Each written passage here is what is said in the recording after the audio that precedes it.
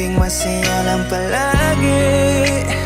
Puro lang pagmamahalan sa atin ay nangyayari.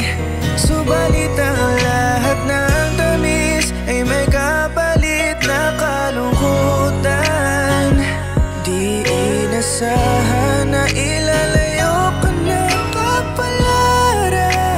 Tatanggapin ko ang lahat kung ang sagot ay ang iyong pagbitaw. Nais kong makitang ika'y masaya. Hindi man ako ang maging dahilan.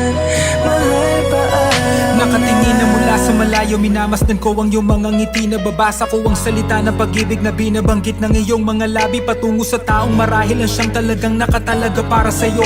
Nung tayo pa dati, tanong ko lang, ganun din kaya sa akin ang nadama mo? Araw-gabi kong binabalikan sa isipan lahat ng mga sandali. Tinuturing ko na kayamanan ng bawat minutong kasama ka at katabi. Laman ng usapan ay kung ngayon nasan ka na, ang lahat tila ay natupad. Maliban sa dapat ako ang kahawak mo ng kamay, di ba't bago lumipad? Ang sabi mo sa akin ay huwag ka na mag-alala, mabilis lang ang 3 taon. Nakalipas sa ang 2, heto na ako't nandito nakatingin sa'yo ngayon. Tinatanong ko sa sarili kung bakit ako pa ang napagtripan ng tadhana. Hanggang sa napatingin ka, halata ka nagulat dahil sa di mo inakala na makikita mo ako sa gantong pagkakataon. Huwag kang matakot, ako'y naparito hindi para guluhin ka. Gusto ko personal na paabot sa'yo ang huli kong mensahe bago ako umuwi pabalik sa ating bansa. Wala ko sama ng loob ay kung gano'n na talaga ang sa atin na itakda. Tatanggapin ko ang lahat kung ang sagot ay ang iyong pagbitaw.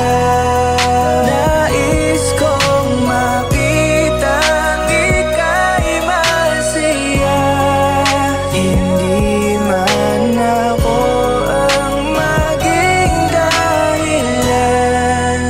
Mahal paalam. Bago ka nahanap, nag-usap kami ng iyong kaibigan at siya ang nagsabi ng lahat ng mga hindi magandang pangyayaring sinapit mo dito na grabe na di ko nalaman dahil sa ngiti mo sa tuwing magkausap tayo sa gabi. Dumating ka na pala sa puntong matulog nang wala pang kain doon sa tabi ng daan kung saan ka nadaan at nakita ng taong tumulong sa'yo. Ang siya nagbigay ng pag-asa at nagpatamasa ng araw sa mga bagyo. Ang nagpagamot sa magulang mo na may sakit, nagpaaral sa iyong kapatid. Maaring sabihin na kung nasan ka man ngayon ay siya ang sa iyo'y naghatid. Hanggang sa tuluyang mahulog ang iyong kalooban, eh sino ba namang hindi? Kaya nang ika'y inalok ng pagpapakasal ay hindi na nagatubili. Naging masakit man sa akin isipin kung ba't ako'y parang di mo napaglaban. Subalit marahil ito ang sadyang nakasulat na dito sa ating kapalaran. Nais ko pa rin na iyo tong malaman, eh minsan di ka nawala sa isipan. Palagi pa rin ang pangarap kung pwede lang sana, pero di na pagpipilitan. Ang nais ko ay kasiyahan mo kahit na ang kapalit ay ang pagdaramdam. Salamat sa oras mo na binigay, ako ay babalik na mahal ko, paalam. Tatanggapin